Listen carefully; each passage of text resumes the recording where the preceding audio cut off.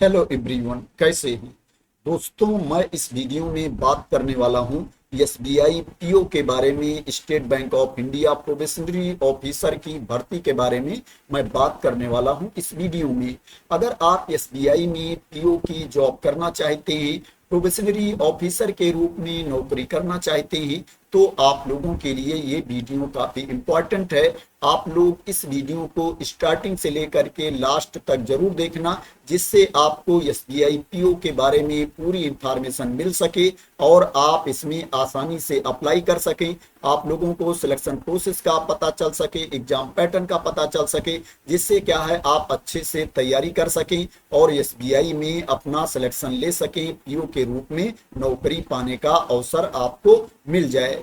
दोस्तों, बात करें इसमें नंबर ऑफ पोस्ट कितनी है, नंबर ऑफ वैकेंसीज कितनी है जिनके लिए एप्लीकेशन इनवाइट किया गया है, तो दोस्तों जो टोटल नंबर ऑफ वैकेंसीज है 541 है। 541 पद हैं जिनके लिए एप्लीकेशन इनवाइट किया गया है। इसमें 500 जो पोस्ट है, 500 वैकेंसीज हैं वो रेगुलर वैकेंसीज हैं, और जो 41 पोस्ट है वो बैकलॉग की पोस्ट है। 41 जो वैकेंसीज हैं वो बैकलॉग की है। जो टोटल नंबर ऑफ पोस्ट है, टोटल नंबर ऑफ वैकेंसीज हैं वो 541 है जिसके लिए एप्लीकेशन इनवाइट किया गया है। बात करें इसमें एप्लीकेशन की लास्ट डेट क्या है, तो 14 जुलाई 2025 एप्लीकेशन की लास्ट डेट है। एप्लीकेशन ऑलरेडी स्टार्ट हो चुका है, 24 जून से एप्लीकेशन स्टार्ट हो चुका है। इसमें जो फीस पेमेंट की लास्ट डेट है वो भी 14 जुलाई 2025 है। इसमें जो आपका प्री एग्जाम होगा, फेज 1 का एग्जाम होगा, वो जुलाई अगस्त 2025 में आपका फेज 1 का एग्जाम होगा, और जो मेन एग्जाम होगा वो सितंबर 2025 में आपका मेन एग्जाम होगा। इसमें जो साइकोमेट्रिक टेस्ट होगा, इंटरव्यू होगा, ग्रुप एक्सरसाइज होगा दोस्तों, वो अक्टूबर नवंबर 2025 में होगा। जो फाइनल रिजल्ट जारी किया जाएगा वो नवंबर दिसंबर 2025 में फाइनल रिजल्ट जारी हो सकता है। अब बात करते हैं इसके लिए आपके पास क्वालिफिकेशन क्या होना चाहिए, आपकी एज क्या होनी चाहिए। दोस्तों, एज की बात करें तो इसमें अप्लाई करने के लिए जो आपकी मिनिमम एज होनी चाहिए 21 ईयर्स इसमें मिनिमम एज है। 21 साल आपकी न्यूनतम उम्र होनी चाहिए। 30 साल इसमें अधिकतम एज है। 30 ईयर्स तक के कैंडिडेट इसमें अप्लाई कर सकते हैं जिनको अपर एज लिमिट में छूट नहीं मिलती है। जिनको अपर एज लिमिट में छूट मिलती है उनको रूल्स के अकॉर्डिंग अपर एज लिमिट में छूट भी मिलेगी। जो एज की गणना की जाएगी 1 अप्रैल 2025 को आपके एज की गणना की जाएगी। 1 अप्रैल 2025 को आपकी उम्र 21 साल से कम नहीं होनी चाहिए और 30 साल से ज्यादा नहीं होनी चाहिए अगर आपको एज में छूट नहीं मिलती है। किनको कितनी छूट मिलेगी उसके बारे में भी मैं आप लोगों को बता देता हूं। जो ओबीसी एनसीएल कैटेगरी के कैंडिडेट हैं उनको अपर एज लिमिट में 3 साल की छूट मिलेगी। जो एससी एसटी कैटेगरी के कैंडिडेट हैं उनको अपर एज लिमिट में 5 साल की छूट मिलेगी, और जो पीडब्ल्यूबीडी कैटेगरी के कैंडिडेट हैं, अनरिजर्व कैटेगरी में आते हैं, ईडब्ल्यूएस कैटेगरी में आते हैं, उनको अपर एज लिमिट में 10 साल की छूट मिलेगी, और जो पीडब्ल्यूबीडी ओबीसी कैटेगरी के कैंडिडेट हैं उनको अपर एज लिमिट में 13 साल की छूट मिलेगी, और जो पीडब्ल्यूबीडी एससी एसटी कैटेगरी के कैंडिडेट हैं उनको अपर एज लिमिट में 15 साल की छूट मिलेगी, और जो एक्स सर्विसमैन हैं उनको अपर एज लिमिट में 5 ईयर्स की छूट मिलेगी, 5 साल की छूट मिलेगी। क्वालिफिकेशन की बात करें तो इसके लिए आपके पास ग्रेजुएशन की डिग्री होनी चाहिए, स्नातक की डिग्री आपके पास होनी चाहिए। कोई भी ग्रेजुएशन की डिग्री आपके पास हो, किसी भी स्ट्रीम में आपके पास ग्रेजुएशन की डिग्री है, आप इसमें अप्लाई कर सकते हैं। अगर आपने एग्जाम दिया है, रिजल्ट का वेट कर रहे हैं, फिर भी आप इसमें अप्लाई कर सकते हैं। कंडीशन ये है कि 30/9/2025 तक आपको ग्रेजुएशन पास होना चाहिए। जब आप इंटरव्यू के लिए बुलाए जाएंगे तो वहां पर आपको प्रूफ देना पड़ेगा कि आप ग्रेजुएशन पास हो गए हैं। 30/9/2025 तक आपके पास ग्रेजुएशन की डिग्री है। अब बात करते हैं कि इसमें आपको फीस कितनी पे करनी पड़ेगी।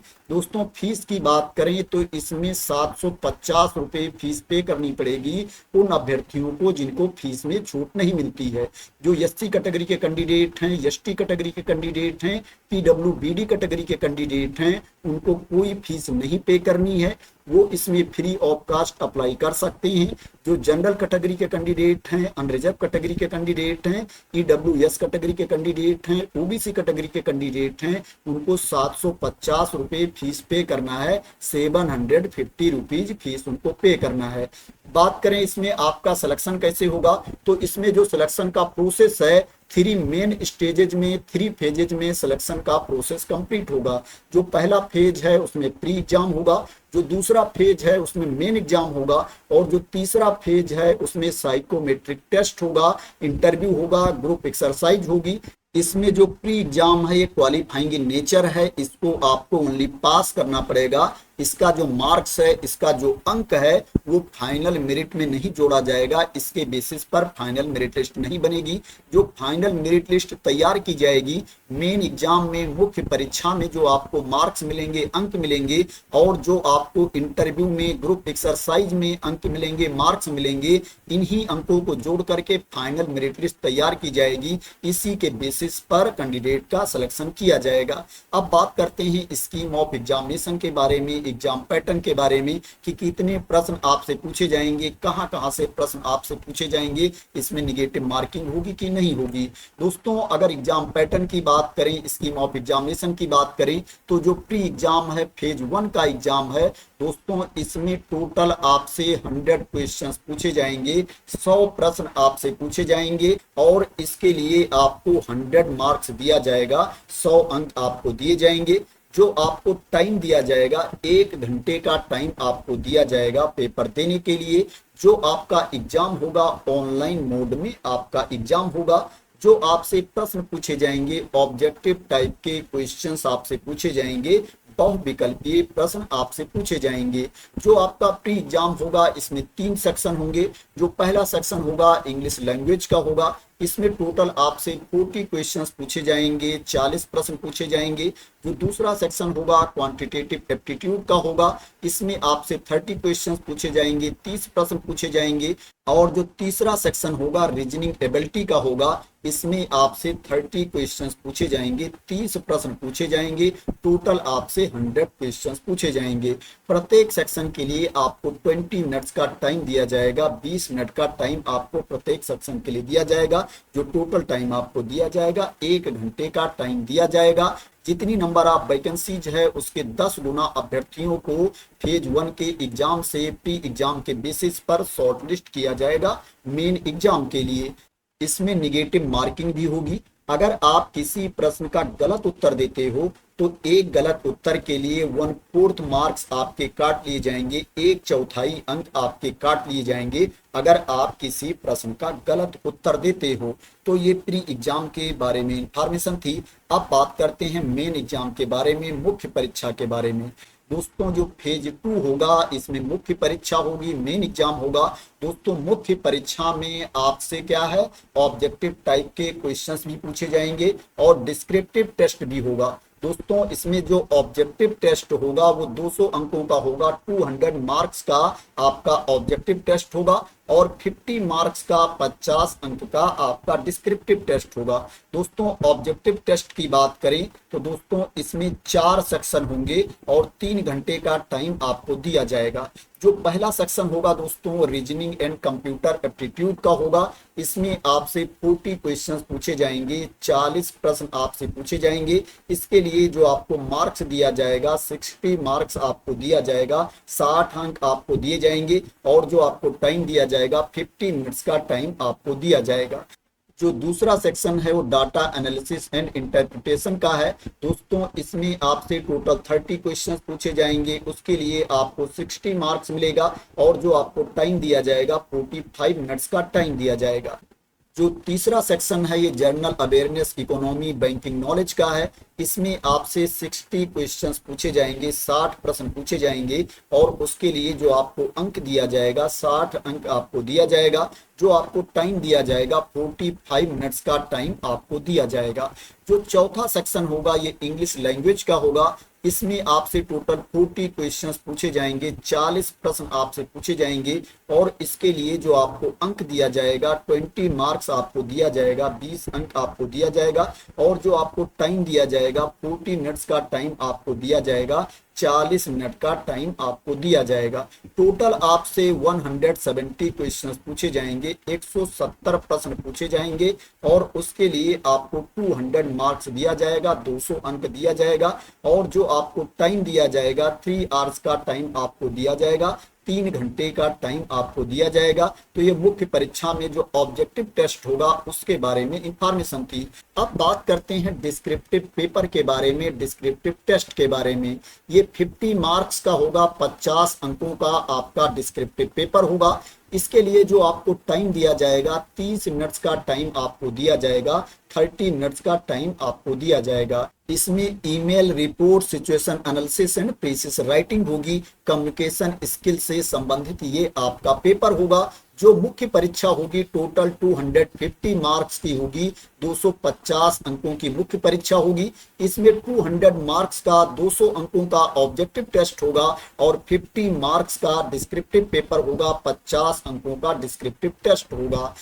इसमें जो ऑब्जेक्टिव टेस्ट है उसमें नेगेटिव मार्किंग भी होगी। अगर आप किसी प्रश्न का गलत उत्तर देते हो तो एक गलत उत्तर के लिए आपके 1/4 मार्क काट लिए जाएंगे। उस प्रश्न के लिए जो अंक निर्धारित हैं उसका 1/4 अंक आपका काट लिया जाएगा अगर आप उस प्रश्न का गलत उत्तर देते हो। जितने प्रश्न का आप गलत उत्तर दोगे उसका 1/4 मार्क आपका डिडक्ट कर लिया जाएगा। तो ये मेन एग्जाम के बारे में इंफॉर्मेशन थी, मुख्य परीक्षा के बारे में इंफॉर्मेशन थी। अब बात करते हैं फेज 3 के बारे में। फेज 3 में आपका साइकोमेट्रिक टेस्ट होगा, ग्रुप एक्सरसाइज होगा और पर्सनल इंटरव्यू होगा।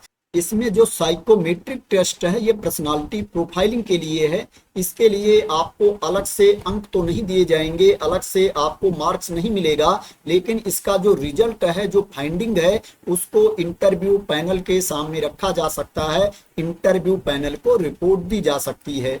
इसमें जो ग्रुप एक्सरसाइज है वो 20 अंकों की है, 20 मार्क्स का ग्रुप एक्सरसाइज है और 30 मार्क्स का इंटरव्यू है, 30 अंकों का पर्सनल इंटरव्यू होगा। ग्रुप एक्सरसाइज और इंटरव्यू मिला करके जो टोटल अंक हैं 50 हैं, 50 अंकों का आपका फेज 3 होगा। तो ये फेज 3 के बारे में इंफॉर्मेशन थी। फाइनल सिलेक्शन की बात करें कि इसमें फाइनल मेरिट लिस्ट कैसे तैयार की जाएगी, तो दोस्तों इसमें फेज 2 के एग्जाम में जो आपको अंक मिलेंगे, मुख्य परीक्षा में जो आपको मार्क्स मिलेंगे ऑब्जेक्टिव और डिस्क्रिप्टिव टेस्ट में, और फेज 3 की परीक्षा में जो आपको अंक मिलेंगे ग्रुप एक्सरसाइज और इंटरव्यू में जो आपको मार्क्स मिलेंगे, इसी के बेसिस पर मेरिट लिस्ट तैयार की जाएगी। इसमें नॉर्मलाइजेशन भी लागू किया जाएगा। 100 मार्क्स के बेसिस पर कैंडिडेट को नॉर्मलाइज्ड मार्क्स दिए जाएंगे और फाइनल मेरिट लिस्ट तैयार की जाएगी। तो इस तरह से कैंडिडेट का सिलेक्शन किया जाएगा। इसमें जो फेज 1 का एग्जाम है, प्री एग्जाम है, वो क्वालिफाइंग इन नेचर है, उसका अंक फाइनल मेरिट में नहीं जोड़ा जाएगा। तो ये सिलेक्शन प्रोसेस के बारे में इंफॉर्मेशन थी। बात करें इसमें आपको सैलरी कितनी मिलेगी, तो दोस्तों इसमें आपको अच्छी खासी सैलरी मिलेगी। दोस्तों इसमें जो बेसिक पे है 48,400 रुपये है, प्लस आपको 4 एडवांस इंक्रीमेंट भी दिए जाएंगे। दोस्तों आपको DA, HRA, PF, other facilities भी दी जाएंगी, अदर आपको बेनिफिट्स भी दिए जाएंगे।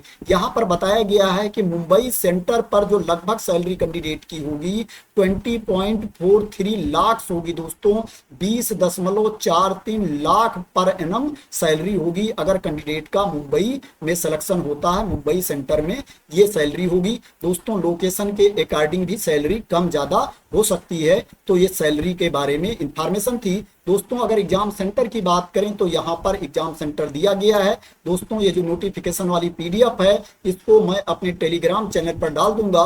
दोस्तों वहां से आप लोग इसको डाउनलोड कर लेना, और अगर कोई इंपॉर्टेंट इंफॉर्मेशन मिस हो गई होगी तो दोस्तों आप लोग उसको देख लेना अप्लाई करने से पहले। दोस्तों यहाँ पर एग्जाम सेंटर के बारे में इंफॉर्मेशन दी गई है कि कहाँ कहाँ पर आपकी परीक्षा हो सकती है। अब बात करते हैं दोस्तों इसमें आपको अप्लाई कैसे करना है। दोस्तों ये अप्लाई करने का लिंक है, इसी पर आकर के आपको अप्लाई करना है।